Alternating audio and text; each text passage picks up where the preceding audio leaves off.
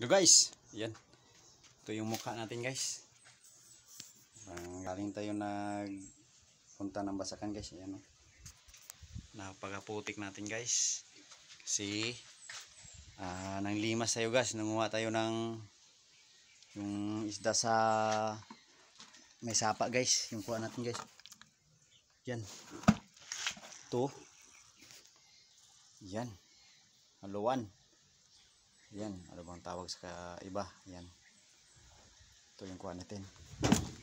Mahigit 1 kilo guys. Yan o. Yung kasamahan natin, may kasamahan tayo. Yan. Mahigit din 1 kilo din sa kanya. Yan o. Kunti lang yung ibang dalawang kasing isda guys, yung hit, yung pantat at saka yung haluan. Yan, haluan guys. Yan. Kasi doon sa may sapa wala nang tubig. Yan. Kaya naglimas tayo. Yun natin nakuha.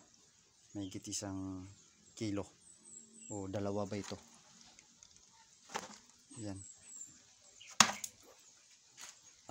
Kanina pa tayo nagsimula kasi madami yung tubig kaya yun tagal-tagal.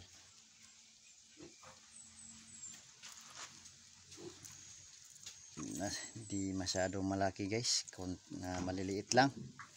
Si wala ng tubig, namamatay na yung iba. Kaya kinuha na lang natin, sayang naman. Yan o, hindi masyadong malaki.